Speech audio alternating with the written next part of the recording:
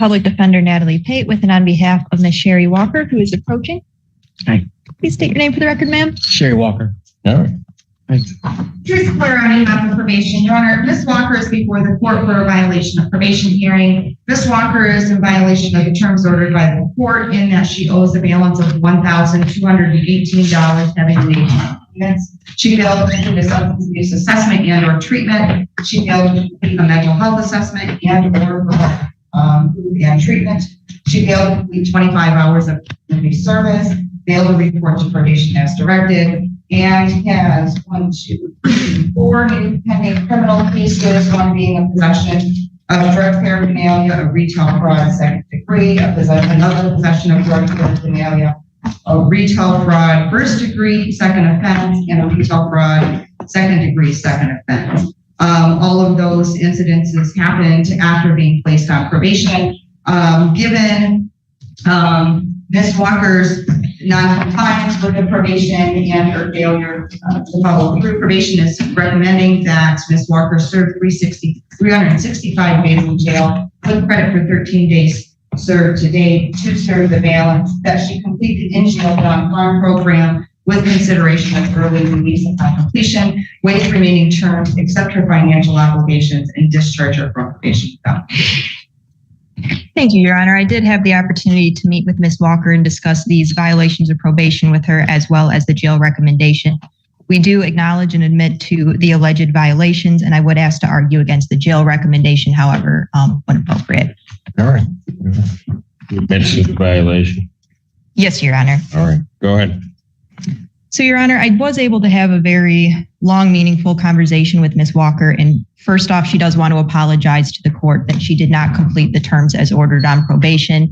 And she does acknowledge that she currently has some pending cases, and I do not want to comment on those as they are still pending, outside to point out that it is my understanding they are all non-assaultive allegations.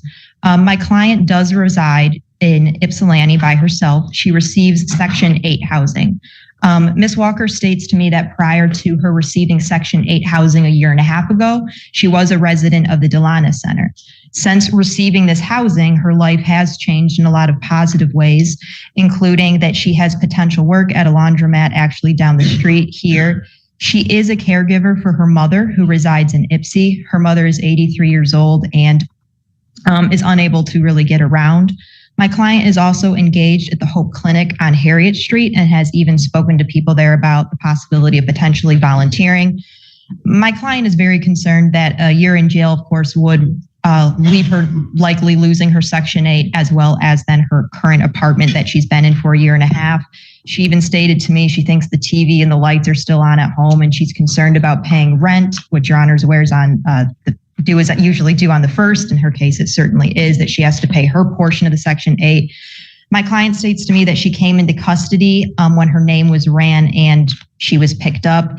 And she states to me that she does not believe any new charges are coming from that police contact. Ultimately, I'm asking the court to consider discharging Ms. Walker from probation without improvement.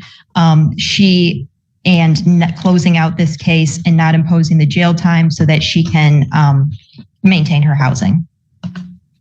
Ma'am, is there anything you want to tell me before I impose sentence? Yes, sir. How you doing?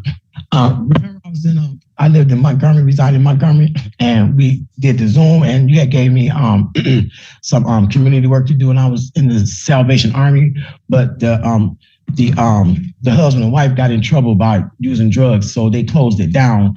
But I did do some community work there, some hours there, and also I also was going to my court during through Zoom. I was doing all that. So like when I opened up my blinds every morning, it was a dope house there and the church that I was doing community work there, service there for you. I was just struggling, because I love to open up my blinds every morning. And so, I was doing so well until one day a friend of mine brought up drugs and I forgot I even did drugs. I was doing so well. And so I got back up here. I went to the Delana Center. While I'm on drugs, I was determined and got on Section 8. And now I live by myself on LaForge. and I'm the only one with the key. And I do believe I left my lights and TV on, and I don't know no neighbors out there because I was only out there a year and a half. I haven't been out there. And then they're like coming through, you know, because we was on the news about the mold and all that kind of stuff. And so Section 8 have people coming through certain house apartments to check the the mold and the whatever that's what's wrong with our apartments since it's been what you call it, new management, build property. But I haven't been on if you can release me to I haven't been on Tether over 40 years as I was, you know, in juvenile. I haven't experienced being on Tether as an adult. So if you can please release me, if possible, so I can take care, I don't lose my place in my Section 8. And you can put 2 of them on my arm, my wrist, and my ankle. And I would do anything that you want me to do. If you just give me a chance on Tether, I'll pay the fines. I'll drop clean. Because I have a job down the street, the laundromat. I can give you documents of that when I go to work. And also the owner of the laundromat saw my work ethics. And he gave my friend an application to give to me to fill out for as a fill-in. So I have that going for myself, and the whole clinic, I have that going for me. And I just can't do everything. I just can't be locked up and lose everything, be back at, on the streets. And the only thing I love, I will show you. I'll drop clean. If you give me one more chance, release me the topic. I can show you. And then if I mess up then, I swear I'll just do whatever you want me to do. But please, can I go home? How did you come back into custody? I was on my friend's house, lived across the street from me. She was about to do my hair. And next thing I knew, they just busted the door down. And they ran my name. And that was that. And that's how I ended up here. Because I originally sentenced you back in January of 2023. You didn't do anything on my sentence. We had you set to come back April 10th of this year on the violation of probation. You didn't show up. And now we have you back. Can I respond to that? My mail was going to my mother's address. I didn't have a place then, and she didn't tell me that I had court and then like that. And I'm not gonna lie on my mom, but I didn't have a place then. I just recently got my place, and I didn't know because my mail was going to 2302. You knew you were on probation. Yes, sir. You didn't call probation. No, sir. You knew that you hadn't done anything. Well, I had started down in Montgomery. You knew you hadn't done anything on probation. Right? Yes, sir. But you'll hold the keys to whether or not you get out of jail. But I'm going to order the 365 days in jail, credit 13, defendant is to serve balance. I will consider release upon her completion of the in-jail non-farm program. I'll waive all other remaining terms, including accepted financial obligations, and discharge her from probation without improvement. Thank you. What that mean? I gotta do a year.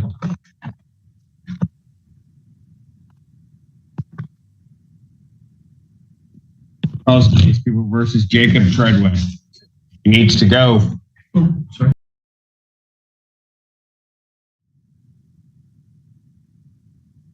Hey, can you hear me, Mr. Harris? Can you hear me? Yeah. Okay, good enough. How you doing, Your Honor? I'm doing well. Good afternoon, Assistant Public Defender Lauren Perny on behalf of Mr. Harris. Mr. Harris, could you state your name for the record, please? Edward Harris. Mr. Clare, on behalf of probation, Your Honor, Mr. Harris is before the court for a violation of probation hearing. Mr. Harris is in violation of the terms ordered by this court. In that, he owes a balance of $1,095, having made no payment. He failed to report to probation as directed, failed to provide proof of substance abuse treatment, and failed to complete or provide proof of a mental health assessment. Mr. Harris additionally has had new police contact with a new case being filed or submitted to the prosecutor's office. Your Honor, that alleged date of offense was May 3rd, 2025, with the requested charges of larceny in a building. Probation is also aware that Mr. Harris has in violation of probation hearings out of circuit court.